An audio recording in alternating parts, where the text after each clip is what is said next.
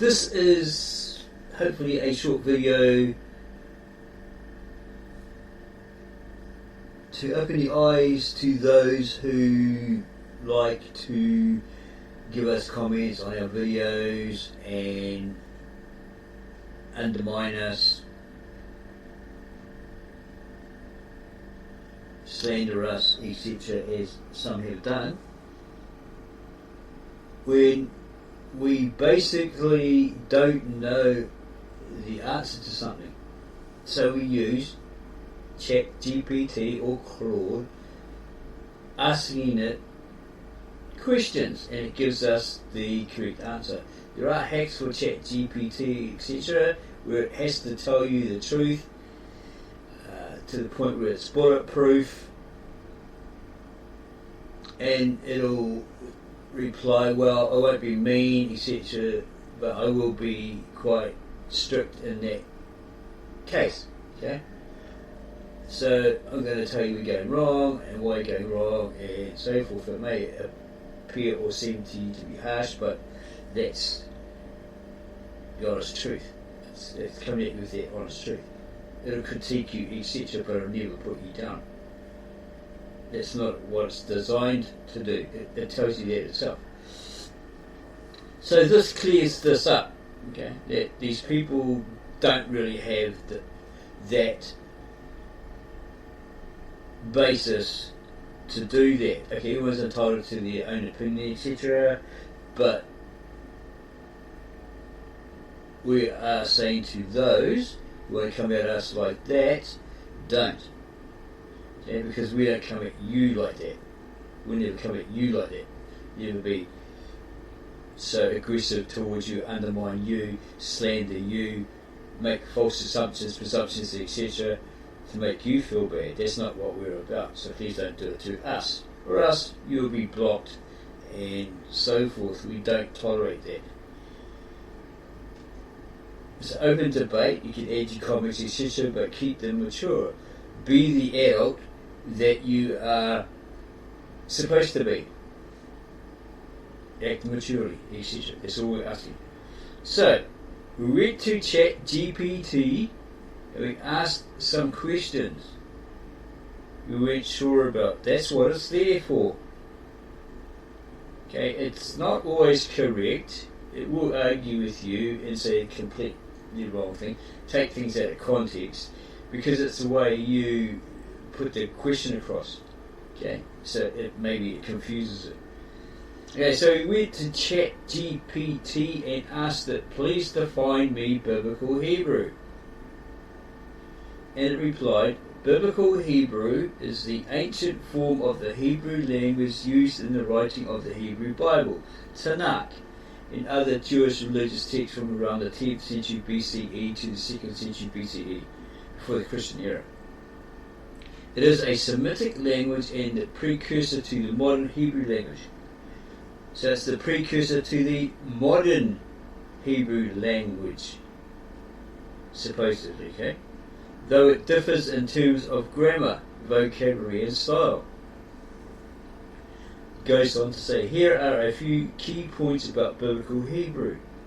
1. Time period. It was used primarily from approximately 1200 BCE to 200 BCE. The texts written in this period include much of the Old Testament, Hebrew Bible, such as the Torah, the first 5 books of the Bible, books of Moses, from Genesis to Leviticus, Numbers, etc.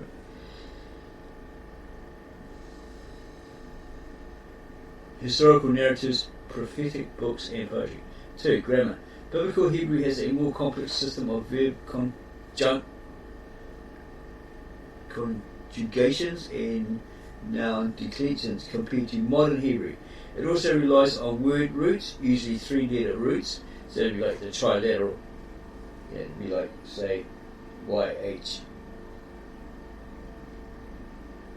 or YWH, something like that.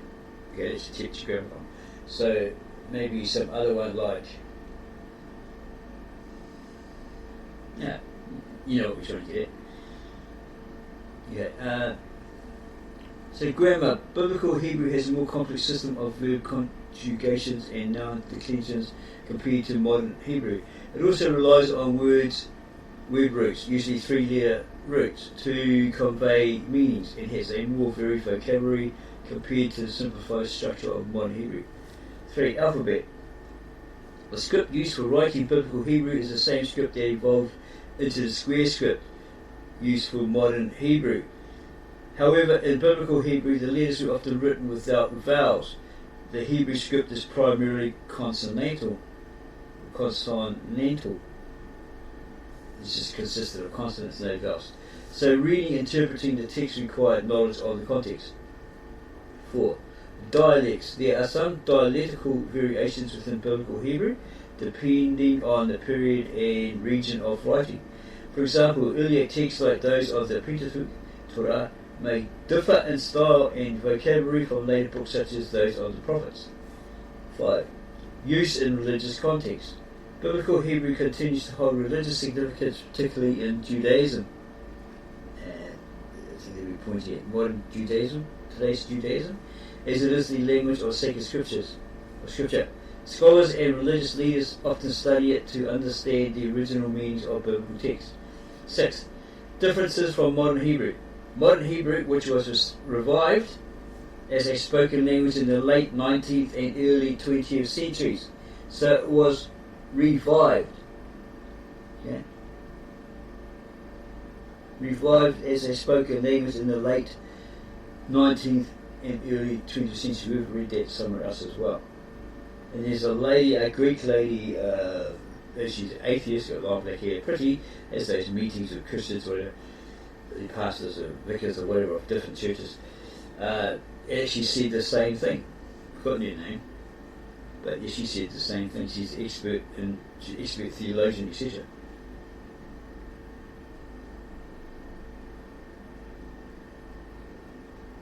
Differences from modern Hebrew. Modern Hebrew, which was revived as a spoken language in the late 19th and early 20th centuries, has simplified some aspects of Biblical Hebrew, like verb conjugation and sentence structure.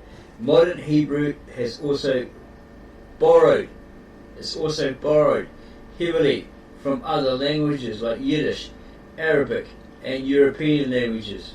So it could possibly be a mishmash of different forms of Hebrew and also European languages like German,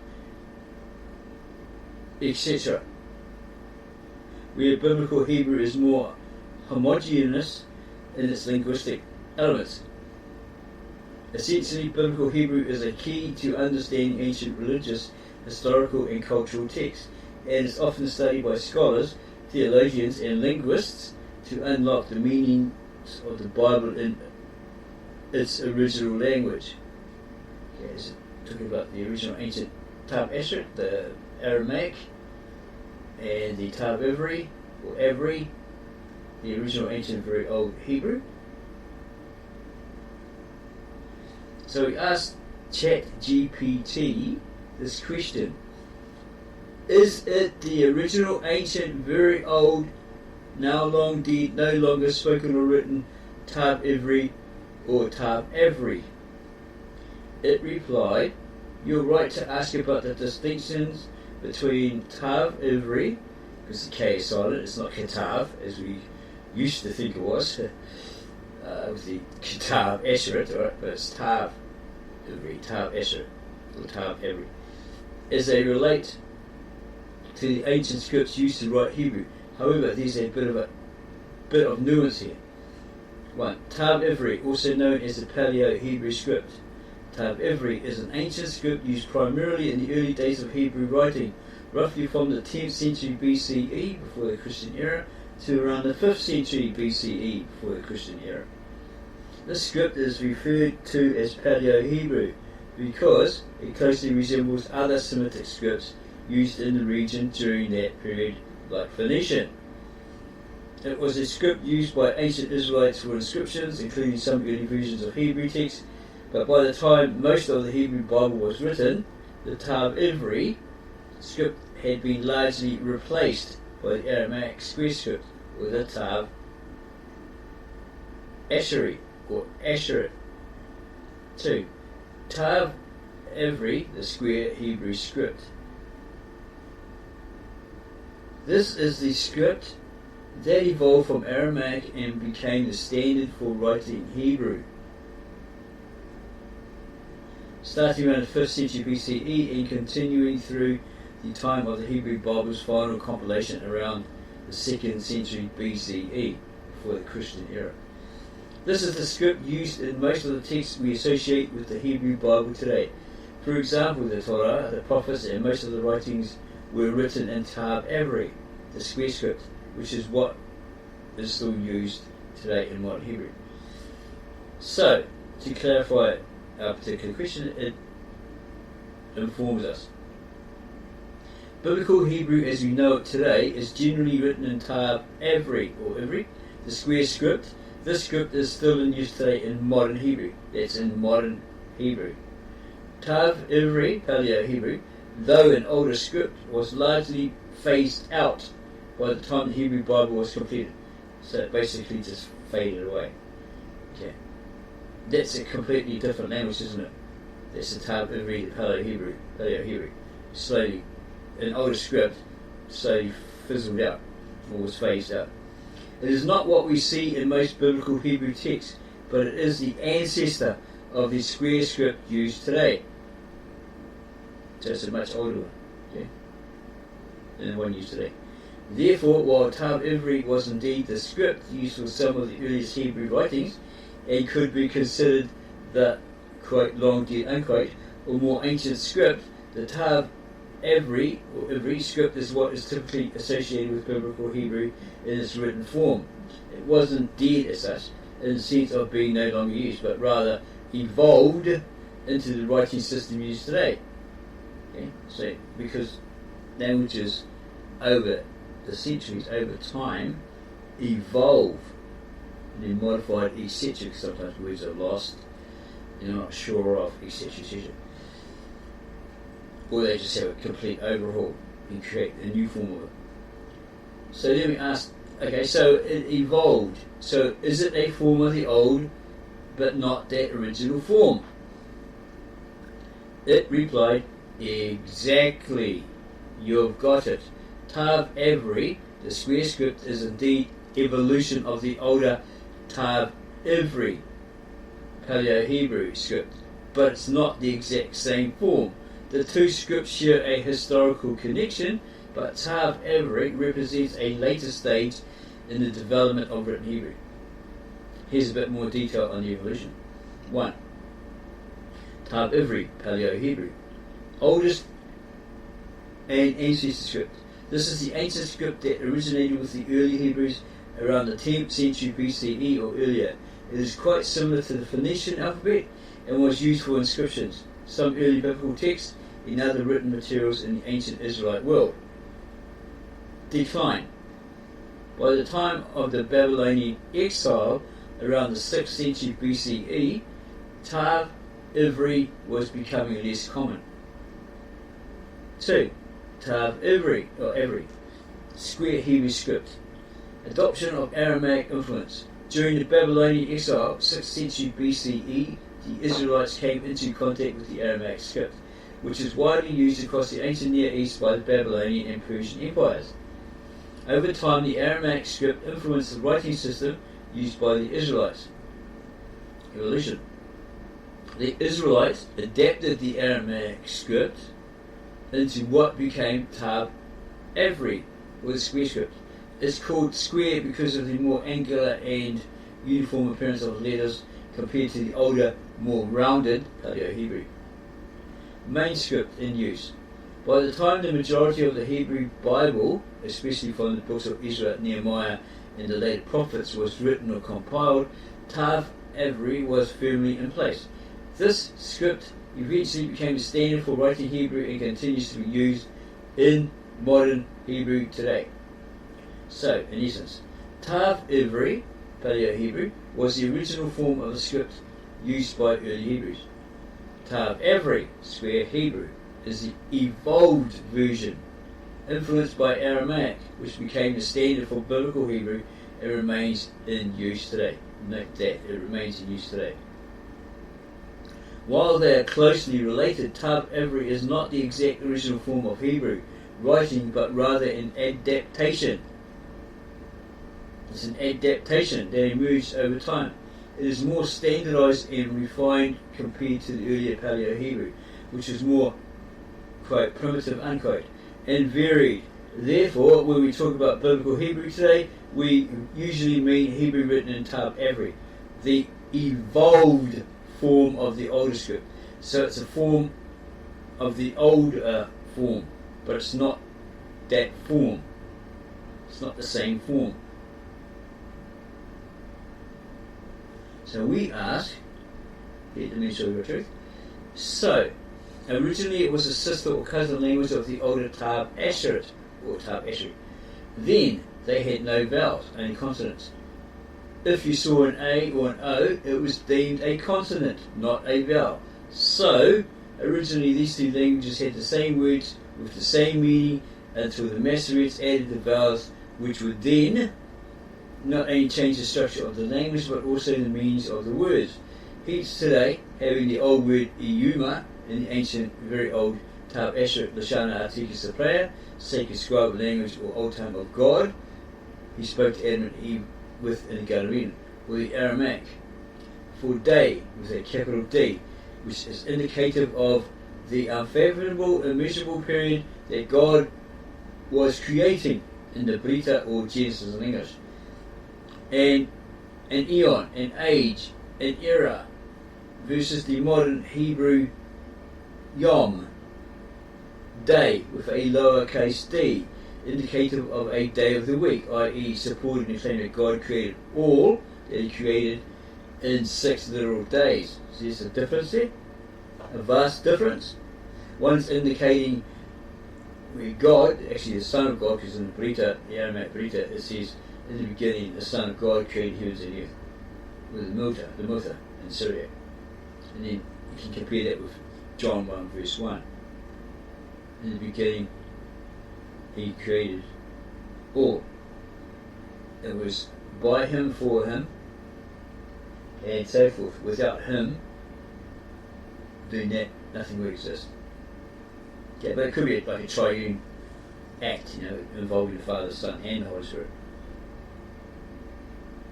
Same with the infinite space and all the planets, the galaxies, etc. were created through this triune effort. God the Father, God the Son, God the Holy Spirit. Yeah. And this chat GPT then replied us to that question, to that statement, we made it. You've brought up an interesting and complex discussion about the evolution of Hebrew, its scripts, and the impact of the Masoretes on language structure and interpretation. Let's break it down. 1. Tav Asherit. Tav Asheri, square script, versus Tav Ivri, Paleo-Hebrew. Tav Asherit, often referred to as Tav Asheri, which is used today for biblical Hebrew and modern Hebrew, does have a historical connection to Tav Ivri, Paleo-Hebrew, though they are distinct scripts. Tav Asherit is a script influenced by Aramaic, which became the dominant script during the Babylonian exile and onward. The early Paleo-Hebrew script was more fluid and less standardized, and Tav Asherit eventually replaced it for most written Hebrew texts. Both scripts originally wrote only consonants, though there were no written vowels, and in many cases the vowel sounds were implied based on context. In Tav Asherit, the script we see in biblical Hebrew, the written text would have looked something like Y-M for Yom or Iyuma, and it would have been up to the reader to infer the vowels based on grammar and meaning. 2. The role of vowels in the Masoretes. The Masoretes, a group of Jewish scholars from around the 6th to 10th century CE, Christian era, are responsible for adding vowel markings to the Hebrew text. This was an important innovation because without vowels, many Hebrew words could be ambiguous and pronunciation and meaning could be unclear. The Masoretic text, MT, is the authoritative version of the Hebrew Bible, and the Masoretes used a system of dots and dashes known as Nikud, and Islam apparently did the same, above and below the letters to indicate vowel sounds. Maybe they called it the Nikud in Arabic, we're not too sure. The addition of vowels did indeed change the structure of words and sometimes the meanings as well. For example, the word Y-M could be read in different ways depending on the vowels. It could mean day, yom, name. Is that name? Name. It looks like name or main. It looks like name from this distance. Yeah, it is name. Shem. The sea. Yam. And so on. The introduction of vowels provided greater clarity in reading, especially for those who were less familiar with the language. 3. The meaning of Iyuma versus Yom. And then it tells us we're right that the word Iyuma with a long A sound, Iyuma, in some ancient forms of Aramaic or early Hebrew might refer to an eon, age or era in context of God's creative work or a miserable period, a fathomable period, a much broader and more conceptual span of time. On the other hand, Yom, with the vowel markings added by the Masoretes in the Hebrew Bible, typically refers to a day of the week in modern Hebrew, or to a literal day in the biblical creation narrative.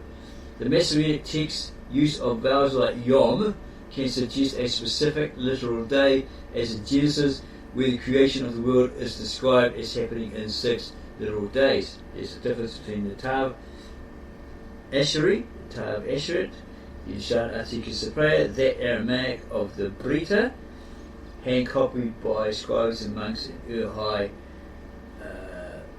Urfa in Arabic, Edessa or modern Turkey today.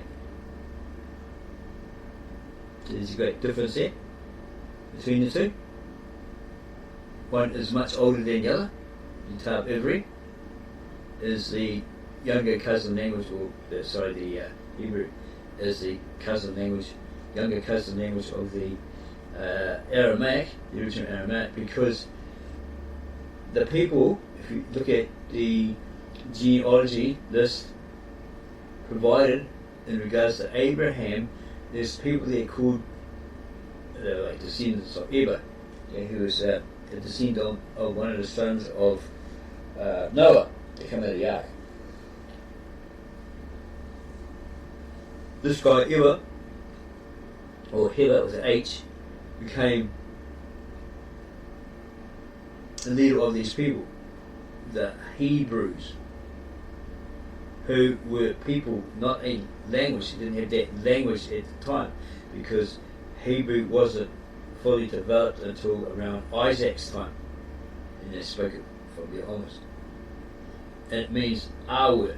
In the Aramaic it's Awer, A-W-E-R, or your Hebrew today, Avu, A-V-E-R, which means those who crossed over, those who made a crossing, those who made a passage, those who made a journey, i.e. Abraham and his people who crossed over the Euphrates, with the Tigris, probably the Euphrates, and went into the land of Canaan, where Israel is situated today. So there were people who made a journey, not people who spoke our language yet, not until Isaac's era. Okay. Sacred language and the tongue of God. The idea that Hebrew, and especially the Lashon HaKadosh, or Holy Tongue, is a sacred language, or even the original language of Adam and Eve, is a deep and mystical concept in Jewish thought. Aramaic, which was spoken by many Jews in biblical times, was often used alongside Hebrew, but many believe that the Hebrew is the language that carries divine revelation. The connection that we're making between Genesis and the notion of ages, eons versus literal days, taps into an ongoing debate within both religious and scholarly critics. Some see Yom in Genesis as a symbolical poetic term referring to long periods of time, while others interpret it more literally, following the traditional reading of the Masoretic text. And that's why you have in your modern Americanized English Bible versions, your Jewish publications, society, Hebrew Bibles, etc. In 6 days God created heavens and earth. Yeah.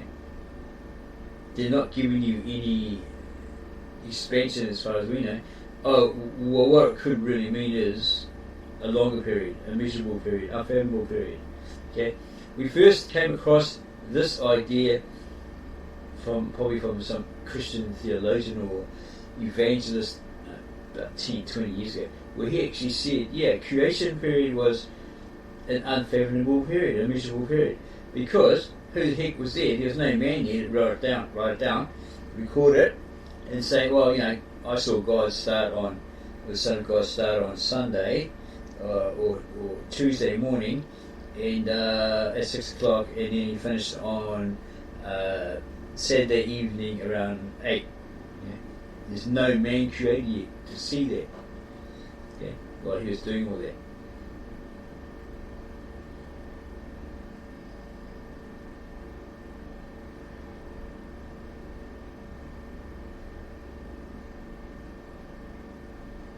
Five, language evolution and theological interpretation. It states to us, our observation about Yuma versus Yom touches on a theological interpretation that has been debated for centuries. Whether the days of creation in Genesis are literal 24-hour periods.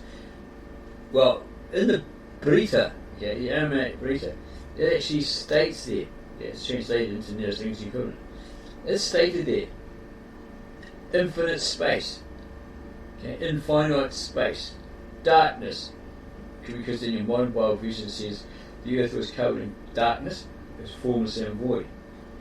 So if there's infinite space, that means it's never ending.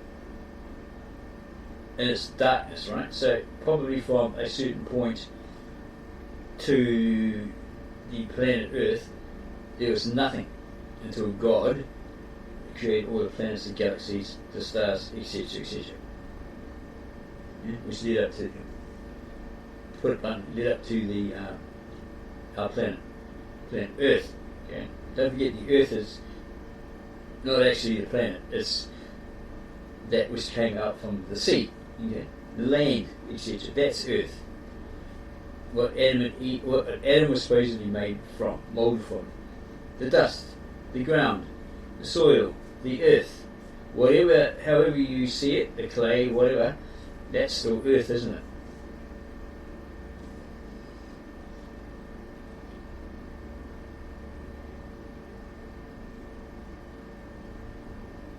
Language evolution and theological interpretation. Our observation about Yuma versus Yom touches on a theological interpretation that has been debated for centuries, whether the days of creation in Genesis are literal 24-hour periods, or whether they refer to longer symbolic periods of creation, which may align more with the ancient meanings in languages like Aramaic or early Hebrew, where terms like day could also mean a longer age or eon. Why would God rush? He takes his time, For a day to God is like 1,000 years. 1,000 years to God is like a day. So it could be saying that right there, indicating right there. Okay, so it could have been a longer symbolic period or periods of creation, which may align more with the ancient meanings in languages like Aramaic or early Hebrew, where terms like day could also mean a longer age or eon. The Masoret's vowel system doesn't necessarily change the inherent meaning of the word day in biblical Hebrew, but it does provide a more specific and clearer meaning in the context of the 6 days of creation as literal days. Conclusion. Tav Asheret, the square script, evolved from Tav Ivri, Paleo-Hebrew. Don't know about that one. If one's older than the other, say Tav Asheret is older than the Tav Ivri, or the original ancient very old Aramaic is older, the older cousin or sister language to the Hebrew, we're not too sure on that one, right? Okay, we wouldn't say it was. That it won't evolve from that one, right? That the Tav Asheret or Asheri evolved from the Tav Ivri. Nah, we're very doubtful on that one. Yeah, and both original forms of Hebrew had no vowels. Okay, so that ancient Aramaic and the ancient Hebrew had no vowels and consonants, leaving room for different interpretations based on context. The Masoret's vowel system brought much needed clarity to the text, but as I mentioned, it also shaped interpretations, especially when it came to the theological concepts like the duration of creation in Genesis. Our reference to the word Iyuma versus Yom illustrates how an ancient form of the language could carry a different, broader meaning compared to the later, more literalized version used in the Masoretic text. The Masoretic vowel markings helped solidify, so there were these markings added to it, right? Helped solidify one interpretation, often aligning with a more literal understanding of the 6 days of creation. In a sense, Biblical Hebrew and Aramaic share common roots, but over time their meanings, usage and interpretations diverged because of these added vowels, okay? Where there was originally just consonants and so forth. Both influenced by cultural, linguistic and theological shifts over time, because languages evolve, etc.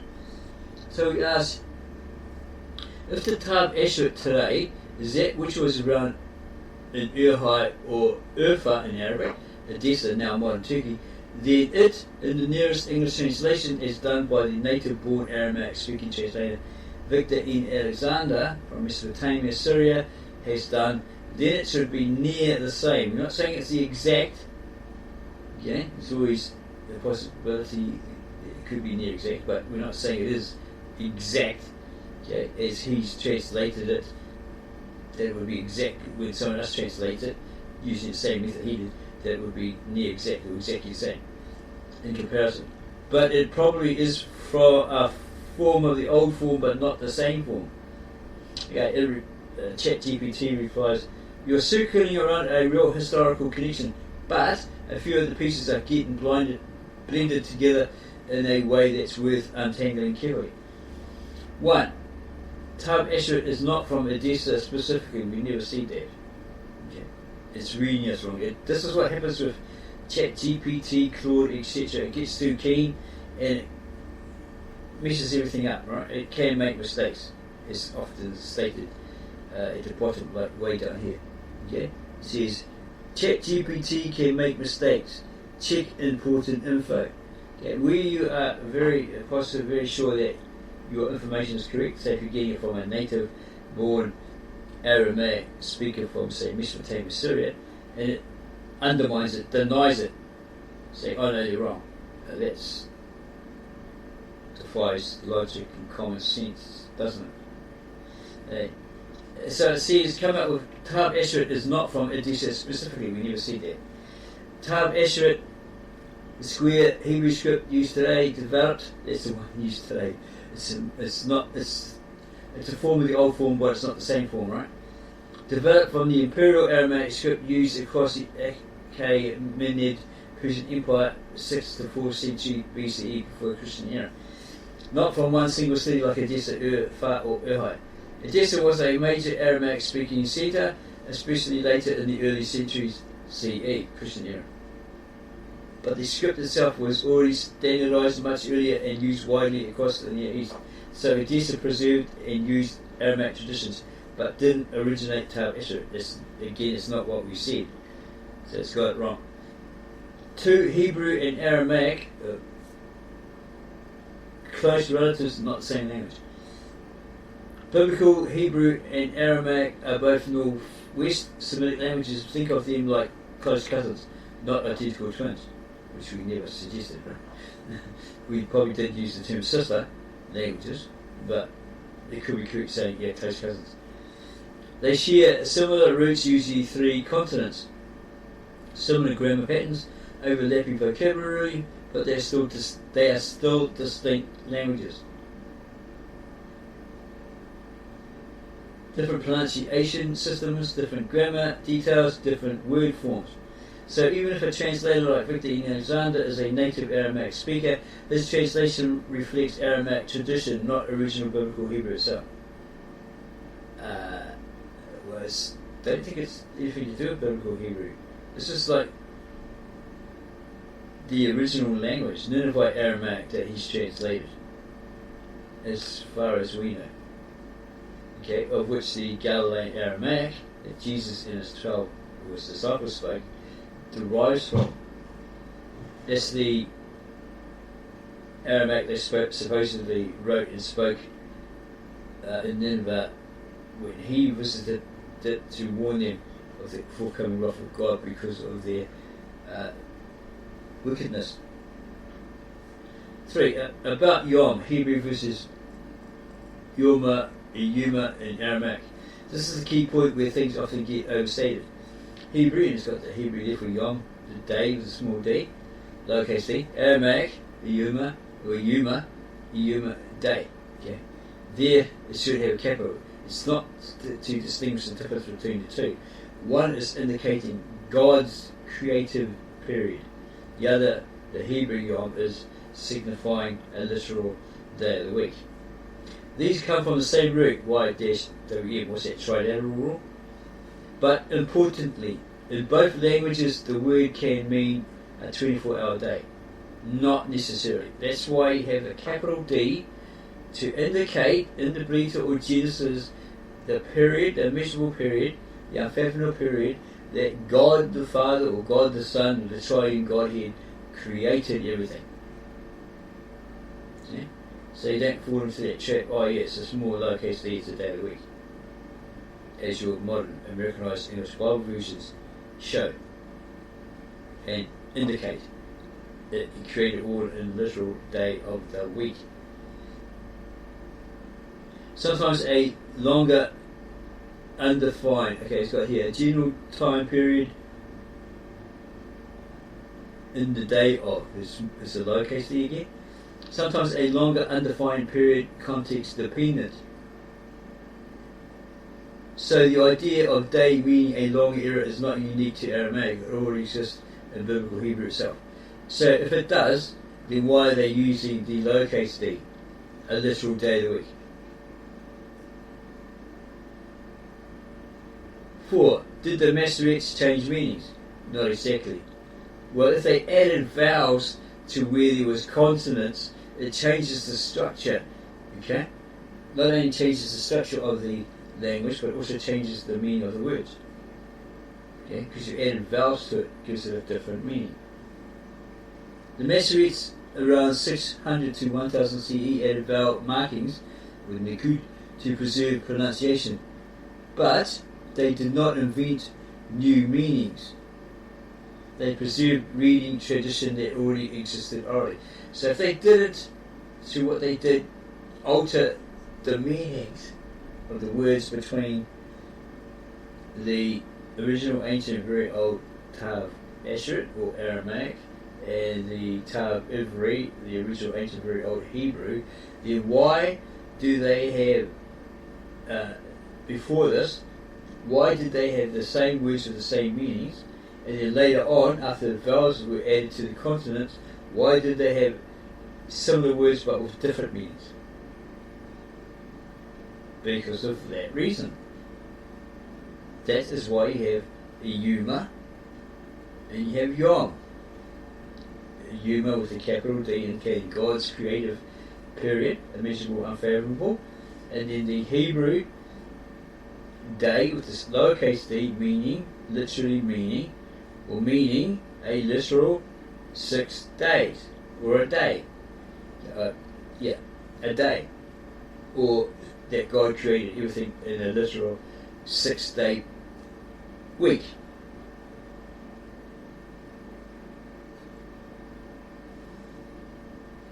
Okay, so see, they did not invent new meanings. They preserved the reading tradition that already existed orally. Okay, so this is supposed to be the oral passed down right into written form. Consonants like Y to M always had multiple possible readings. Yom, day, Yam, C. Yeah, that's in the Hebrew, right? Okay, different. The vowels help fix one traditional reading, not create a new concept. It just changed the meaning of the word. Okay, from the original Aramaic, Yuma, day with capital D, to Yom, the modern day Hebrew, lowercase d, or day of the week, a literal day of the week. The vowels help fix one traditional reading, not create a new concept. Okay, so 5, our conclusion refined. And what we said is basically right, but needs a slight correction. Correct idea. Modern Hebrew script Tav Asher is derived from an old Aramaic-based form. It is not identical to the early scripts like Paleo-Hebrew. Aramaic and Hebrew are closely related, so translations can feel very similar. Well, originally they had the same words with the same meanings, but now they are similar. They have similar words but with different meanings. But important clarification, it's not a direct same language or slightly changed situation. It's more like two sister languages, evolving writing systems, later standardization. No, not necessarily. Okay, they're two sister languages, evolving over time, evolving writing systems with later standardization. Yeah, okay, we'll agree with that. Yeah, but there is a vast difference here between the original meaning of a word, then both languages being similar in word and in meaning, and then later on, when the vowels are added, the markings, etc., it changes the structure of the language and also the meaning of the words. So you end up with similar words but with different meanings. The example, Yom and Yuma. The evidence is there. Simple analogy. Think of it like this, okay? Biblical Hebrew is Latin. Biblical Hebrew equals Latin. Aramaic, Edessa tradition, Italian or Spanish. Tav Asher, modern alphabet used to write them. They overlap a lot, but they are not identical. Okay, they overlap a lot, but they are not identical. Bottom line, yes, what we have today is a later, standardized form of an older linguistic and writing tradition, not the exact original form as first used. Okay? So this is what you've got to understand with this chat GPT, etc. It'll say no, and then it'll suddenly say, oh yeah, you're right, okay? Because it's probably the way you, what you say you put across. Yeah, it confuses it. It's not too sure. And then you just do it again, yeah? And it says, oh okay, I got you now. Okay, I understand what should I say before. Okay. Sometimes it'll even say, oh okay, stand corrected. Okay. And even when words look nearly the same, like Yom and Yoma or Yuma, their meaning always depends more on context than on the presence of or absence of vowels. Again, it's adding the vowels to the consonants where they never were, that can change the structure of the language and also the meaning of the words. That's why you have similar words, originally same words, same meanings, and then you have or it becomes similar words with different meanings. Okay.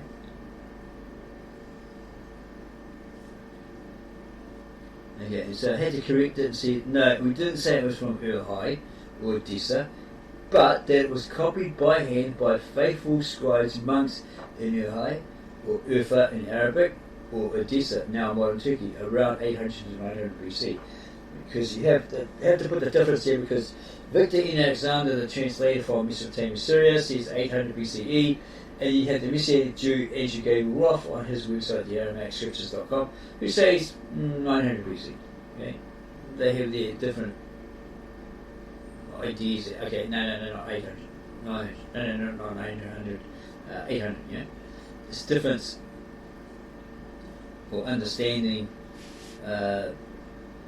or statements by translators. That's what happens.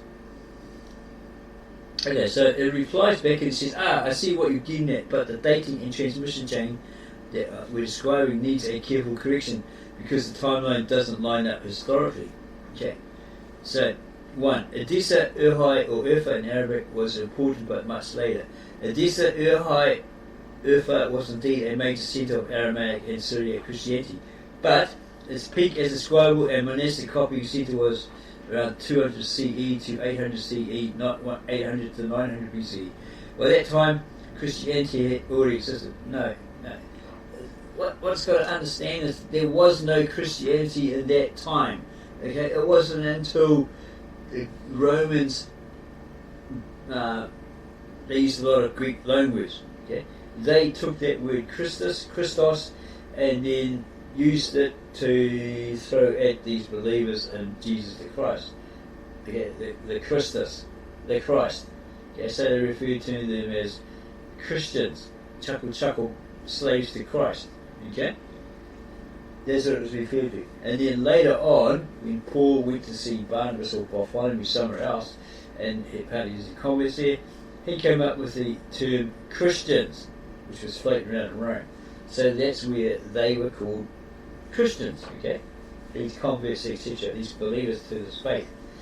Whereas Peter, the disciple, a hardcore kosher Jew, wouldn't eat this, he wouldn't talk to this person, non-Jew, a Gentile, a pagan, etc., all these things. He was right into the kosher, Jewish kosher thing, right? He wouldn't even associate with them, whatever. Okay. He and his would have refused, it's been said they would have refused the pagan name. If they were encouraged to go and do the Roman sacrifices, bull sacrifices, whatever, they say, no. That's not what we're about. No, that's pagan. We will not do that. Etc. Okay. They refused to have that name put on there, Christus. Slaves to the Christ. Okay. Or Christians. So it became the in thing for the Roman Imperial Church with their Christian, pagan mixed and Greek Roman mythical gods and all this stuff mixture. Okay. The original Christianity. So they called themselves Mashiachai, which in the Aramaic, Mashiachai and Syriac, followers of the Mashiach, or Mashiach, right? The Messiah, in the Galilean Aramaic. So that's what they want to be known as, or called Mashiachai, not Christian.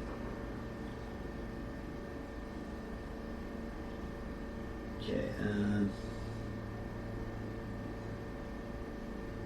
so that's wrong there, that Christianity already existed, because if the American missionaries went into Urmia in the late 1800s, so early 1900s, to convert people there, the Syrians, to Western Christianity, and it had this title passed down to them called, they were named Atouri, A-T-O-U-R-I. Yeah. Then when they converted to Western Christianity, they lost that title and were known as Christians.